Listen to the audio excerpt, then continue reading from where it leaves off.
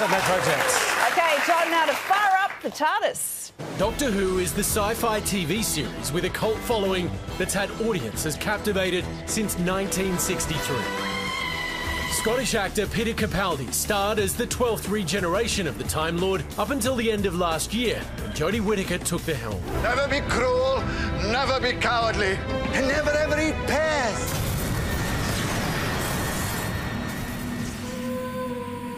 Travel back in time and you'll see Capaldi played a spin doctor too, in the political satire The Thick of It. I tell them that you said it. They believe that you said it. Okay, stop explaining it to me. I have to explain it to you, man. Credits a little more kid-friendly include Paddington 1 and 2, the highest-ranked film on Rotten Tomatoes. I have some news concerning the bear. In the country for the Supernova Expo, let's find out what he's got planned. So, anyone for dodgems? Exterminate.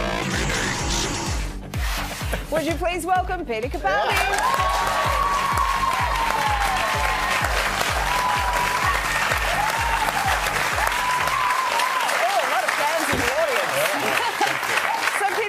To Australia. Thank you. You've been at Supernova for the weekend. For those who don't know, tell us what Supernova is and what you've been doing there. It's a fantastic sort of carnival, really, where lots of people who are interested in shows like Doctor Who and in Smallville and in The 100 can come along and meet stars of those shows and get their autographs and get their pictures taken with them and eat lots of sticky buns and generally have a good time. We love a sticky bun. There are a few TV shows that really inspire sort of super levels of passion, and Doctor Who's always been one of them.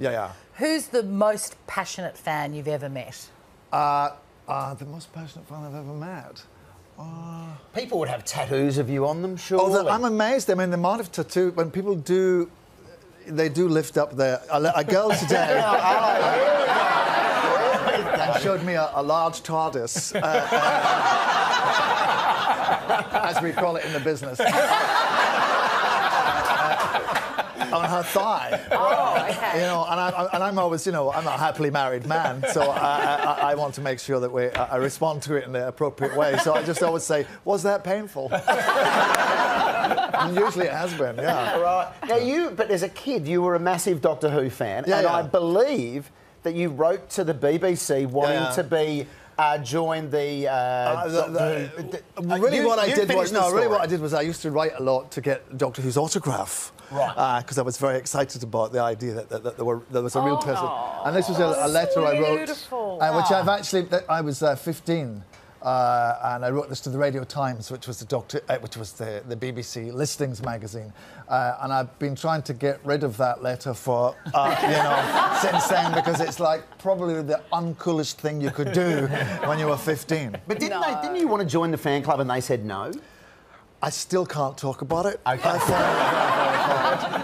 Well, we're here to help, Peter. Keep all that stuff alive for you. There's always so much secrecy around the announcement of the new Doctor Who.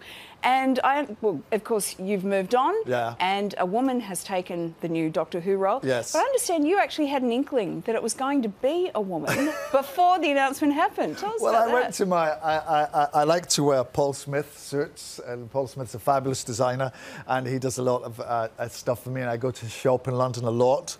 And I was in the shop, and someone said to me, did you get those trousers? And I said, what trousers? And they said, we had a call for you for a pair of your trousers that we make for you. But we thought it was a bit strange because the waist was a little smaller than what you usually get. And I thought, and I said, who ordered this? And they said, the BBC. And they said, oh, so the BBC has ordered a lady's size pair of my trousers. So I realised then that it must be for Jodie, who was...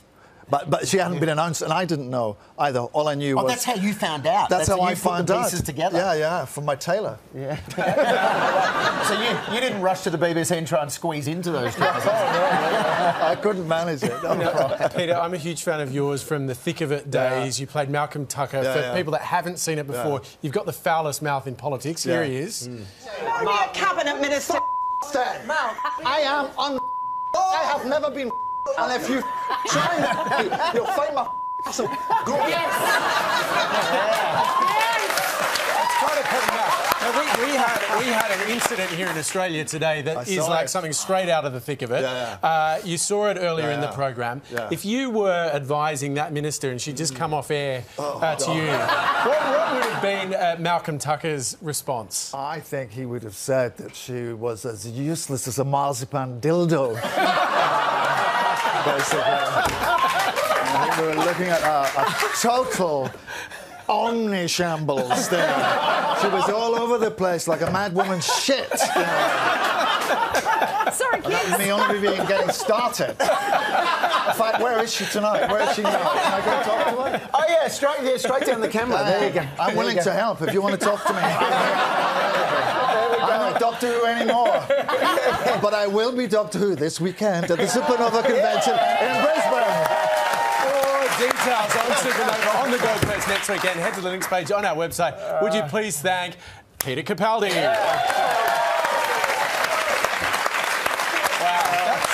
That's advice that the Australian government could probably take at this point in time. Yeah, Trust me, or not.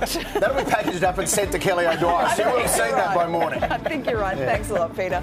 And that is all we've got time for. Thanks so much for joining us. Thanks also to Limo and Chrissy Swan.